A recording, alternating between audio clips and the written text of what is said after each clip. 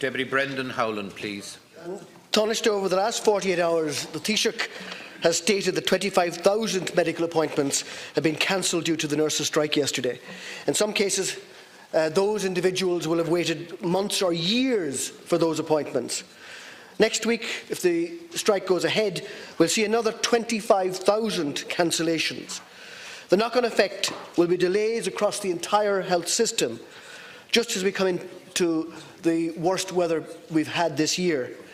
It will take months to recover those lost times, which will result in prolonged suffering and increased anxiety for thousands of our people. And it's not as if we haven't already got serious delays in our health system.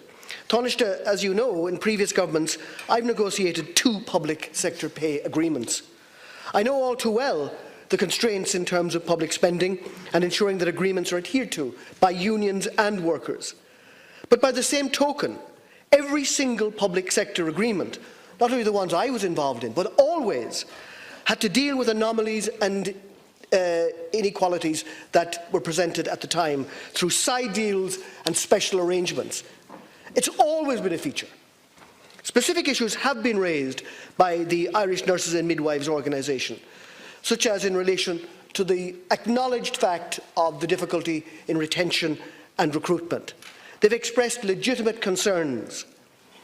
This is, as others have said, only the second strike by nurses in 100 years. So it's quite clear that it's not something that they resort to lightly. No nurse, as was evident on every picket line in every hospital yesterday, wants to be on strike. Nursing is a vocation, and our nurses are among the best in the world. They want to be back at work, but they need to know that their profession is respected and is secure into the future. The Taoiseach said in this House that all disputes end in a settlement, and he's right. But that only happens when both parties are fully engaged in an effort to find a solution that will address the real and genuine grievances set out while sustaining the terms of the public finances. So it's now incumbent on the Taoiseach and the Government to instruct public officials to engage with the INMO in order to work through these issues and find a mutually acceptable settlement. You can't stand on the sideline and expect a settlement to be arrived at without your direct intervention. The Labour Court didn't intervene yesterday because they judged the parties to be too wide apart. Taoiseach, it's up to you and to the Government to reach out to nurses and find a solution. Will you, therefore, assure patients who are worried now about next week's appointments that you will make an intervention to resolve this dispute before the strike takes place? That clearly will require flexibility and imagination. All settlements do. Thank you, Deputy. Both of which are in short supply in the approach of government to this issue to date. Thank you, Deputy Taoiseach. Yeah, I agree, Deputy, with virtually everything you said apart from the last line. The government respects nurses.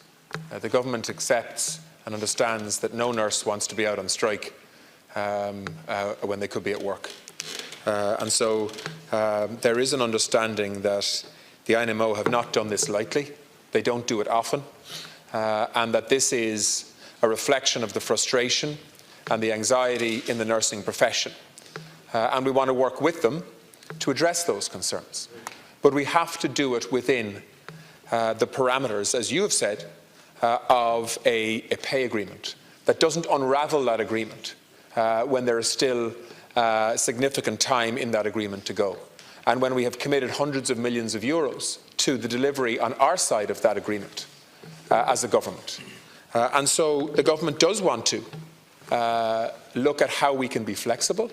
That is why we asked a Public Sector Pay Commission to look at this, to look at areas like qualification allowance, location allowance, dual qualification allowance increases, and a series of other ways in which we can maintain consistency with the agreement, but as you say, put a special arrangement in place within the confines of that agreement.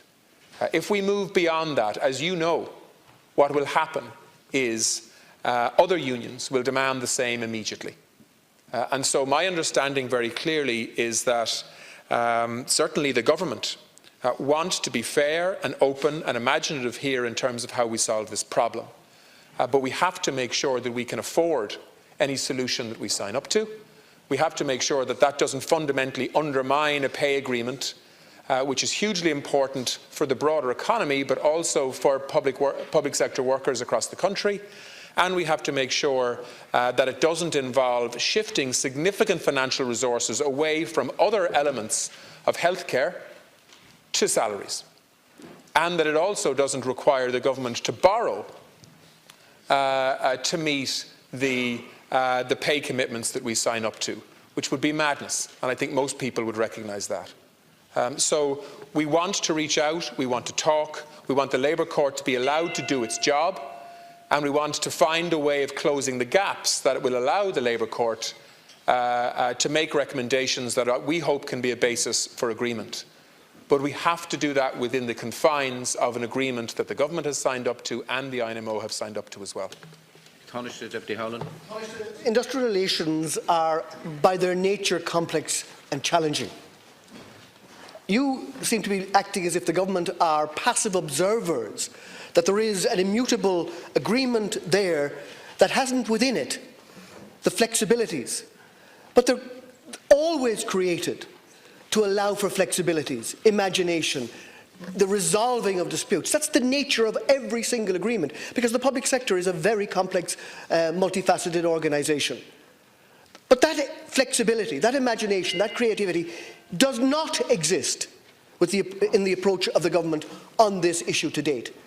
ICTU, who want to protect the overarching public sector wage agreement, who are the allies of government in that regard, know that within the agreement the flexibility is there to address the nurses' genuine grievance. Will you talk to ICTU? Will you listen to how within the parameters of the agreement you can find flexibility?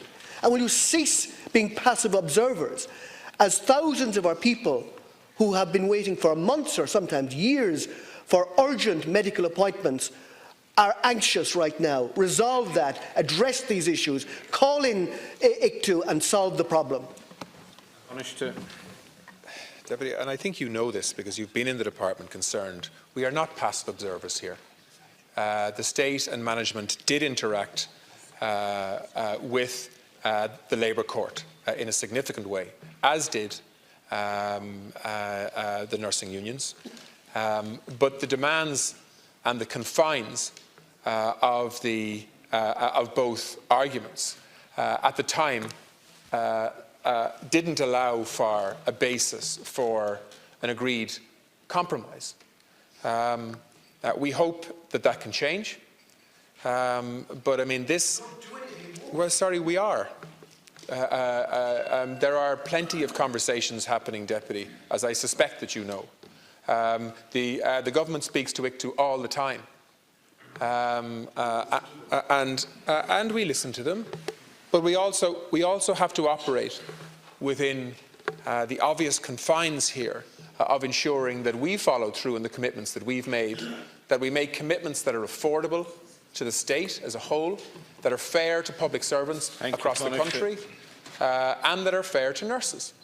And we will do all we can within those parameters to try and find a solution here that, that nurses can accept and work with too, and that respects their profession and ensures that they are very much part of bringing about a more attractive profession for young nurses into the future.